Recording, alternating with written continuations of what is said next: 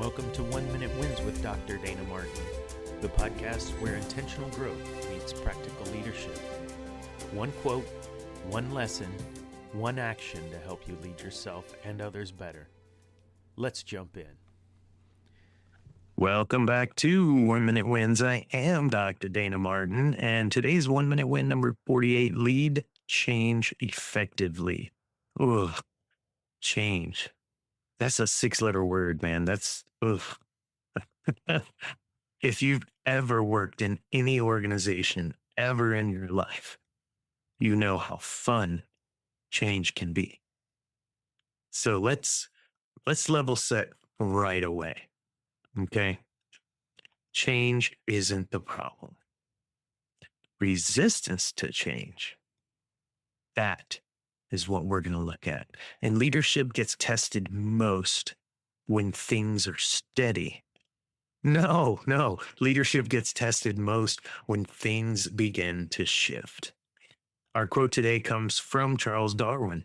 It's not the strongest or the most intelligent who will survive, but those who can best manage change. That insight applies just as much to leadership today as it did to evolution. So let's talk about how leaders guide change without losing trust, losing momentum, or losing people along the way. Agility and adaptability sustain leadership success. I'm going to say that again. Agility and adaptability sustain leadership success. Leadership isn't about having or modeling the perfect plan. It's about adjusting the plan and being flexible when reality shows up at your door. The leaders who struggle with change, they're not incompetent. They're just inflexible or not as flexible. And rigidity can be expensive. You know why? Because change doesn't wait for comfort. It doesn't ask for everyone's agreement or consensus. It doesn't slow down because leaders are unsure. Effective leaders don't resist change. They translate it. I once worked with a team going through a major operational shift, and I say once, but it's happened many times. New systems, new expectations, new workflows, new groups that we're now permeable with.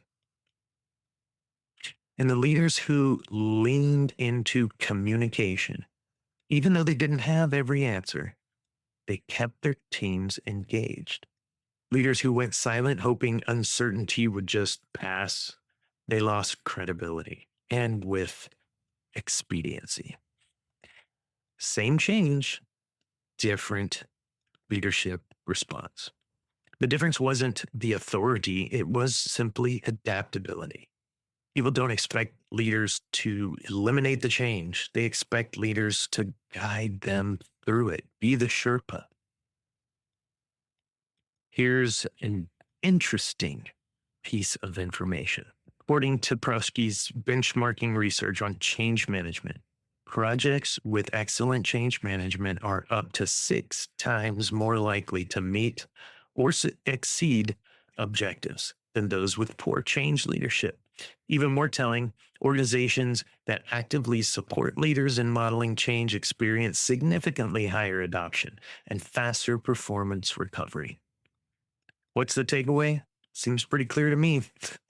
Change fails less often because of strategy and more often because of leadership behavior. Whoa. Hold the bus.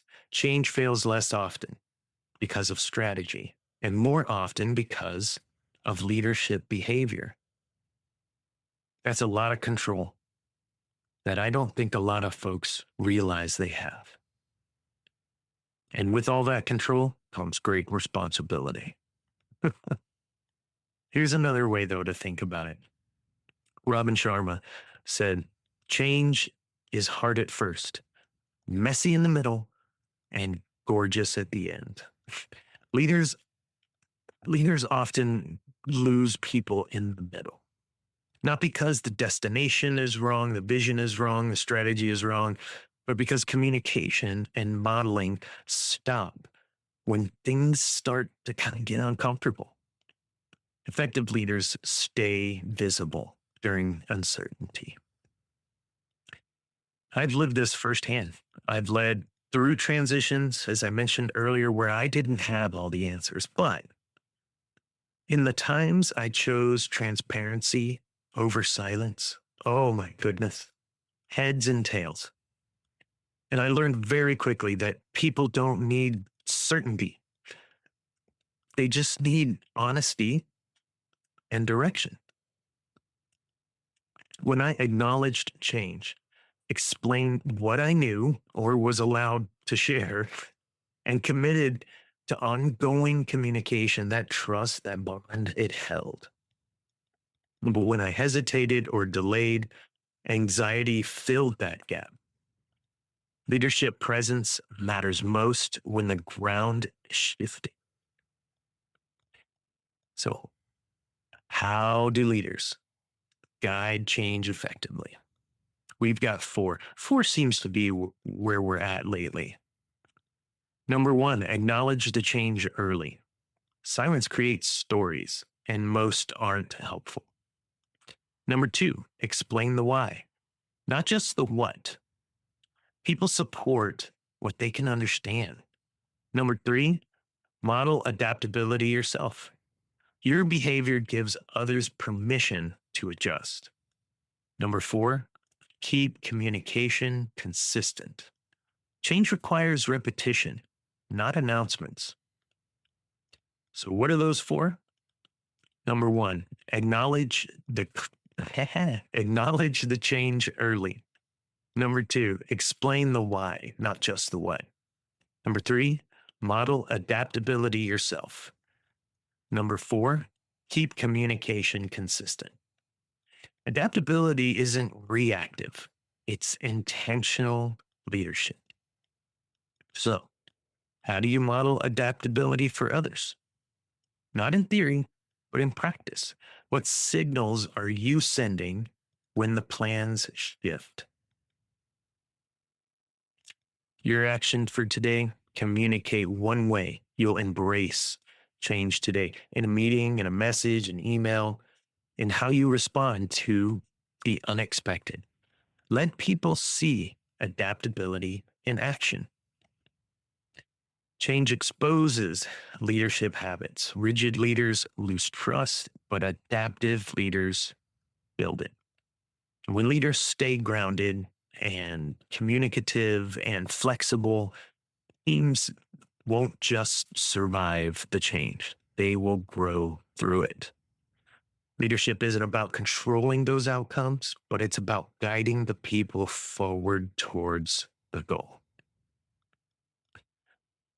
You've been listening to 1 Minute Wins with me, Dr. Dana Martin. If this show resonated with you, or you think it might resonate with someone else, pass it along, share it. Don't forget to subscribe and like the shows if you do like them. And head on over to Amazon.com where you can find the book, 1 Minute Wins, Volume 1. Take control of your growth journey 1 minute at a time. And it matches these podcasts. So, what an episode. Change is inevitable. Make sure that you know how to survive it. And always remember, be the example.